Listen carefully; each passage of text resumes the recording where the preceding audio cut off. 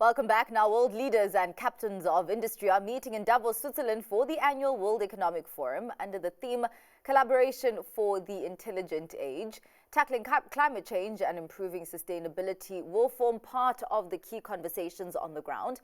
And as the world eyes net zero emissions by 2050, emerging market economies will need roughly $2 trillion annually by 2030 to facilitate a just energy transition. Iain Williamson, CEO of Old Mutual, joins us from Davos to discuss the role of private sector capital in addressing the climate change fight. Thank you so much for your time, Iain. You are already in Davos. With all the uncertainty in the economic landscape, the geopolitical tensions, and also President Donald Trump's inauguration underway, what is the mood like in Davos?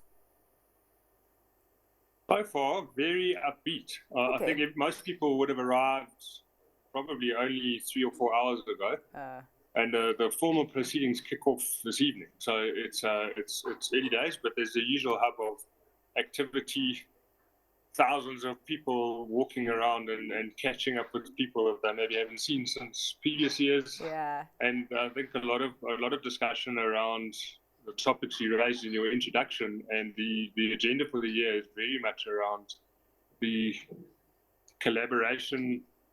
They're calling it collaboration in an intelligent age. So there's a lot around the climate topic. There's a lot around artificial intelligence, and there's a lot around the geopolitical agenda. Well, let's actually zoom into climate change. What will form the backbone of those climate change investment discussions at the meeting? So the forum is very aligned, I think, to the typical climate change agenda. So I was actually watching a video in one of the lounges earlier today documenting the impacts of climate change on fire risk, weather patterns around the world, and some really informed debate by some top scientists around the world around where the planet is at. And the fact that we've apparently crossed 6 out of 9 critical thresholds, as he calls them. And if we stay on the current trajectory that we're on, we'll cross a 7th threshold in the next few years.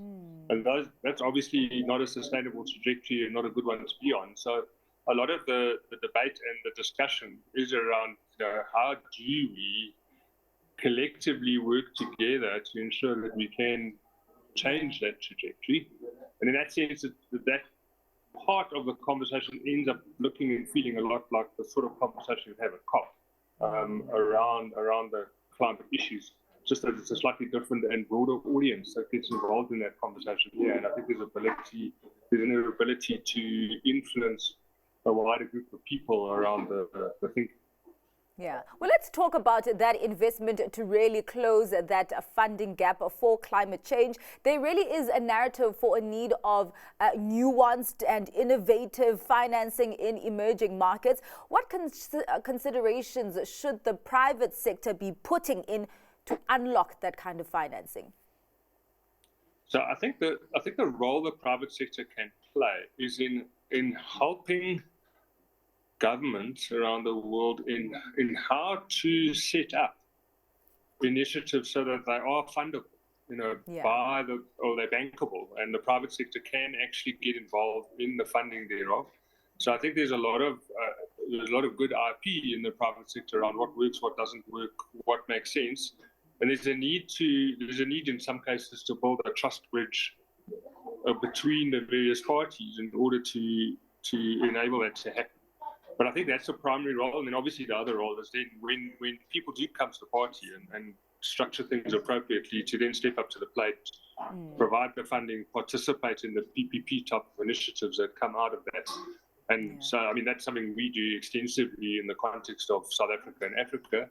But I think globally it's a similar scenario that unfolds. Yeah, I mean, just that stakeholder engagement between the public and private sector. Do you think that enough is being done in that landscape?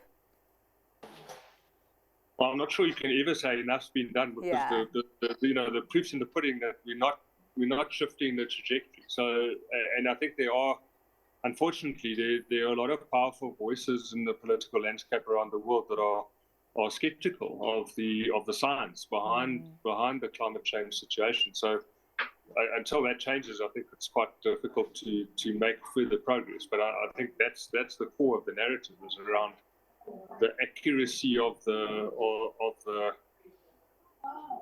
science and getting people to accept that this is in fact something that needs the investment, needs the capital, needs the effort, needs the priority behind it in order to drive that agenda. I understand that also Old Mutual has the alternative investments unit. Just walk me through what, private sector players, how they should be navigating this climate finance landscape, also considering the kind of unique challenges that Africa has in terms of also their reliance on traditional sources of energy.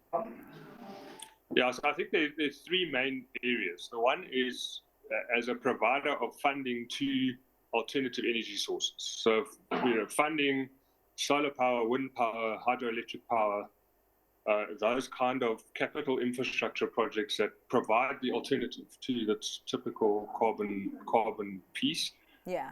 Then I think there's a role to be played from a stewardship perspective, which is really around saying, as an investor in a particular company entity, how do you hold them to account to do things in a responsible way, that even if they're in a sector that's currently problematic, that there is a plan and a roadmap and a route towards a better and cleaner and sustainable future. And the third area, as you've said, is almost a policy dialogue kind of piece. And that includes, in the African context, the conversation around the just transition, and the topic behind that is really around how does the North assist the Global South, given that the Global South is not really the perpetrator of the original problem. And making sure that narrative gets some traction, and then we can attract some capital from the Global North to assist. I think the problem is also a little bit different for South Africa versus some of the rest of the continent, in the sense that, we are while on the global stage, we're not a particularly problematic country from an emissions perspective. In the African context, we're by far the worst. So there's that dichotomy. Yes. But the rest of Africa, I think, actually has an opportunity, because they have an energy infrastructure deficit to start with, and they have an opportunity to almost bypass the carbon sources of energy and simply leapfrog straight onto alternative ways of fulfilling their energy needs for the future without going through the pain that others will have to go through to transition. All right. Well, we do have to wrap up the conversation there, but thank you so much for your insights, Iain. We'll be keeping a close eye on those discussions, and of course, how investors really receive South Africa's stance and narrative in terms of selling itself as open for business. Thank you so much for your time. That was Old Mutual CEO Iain Williamson.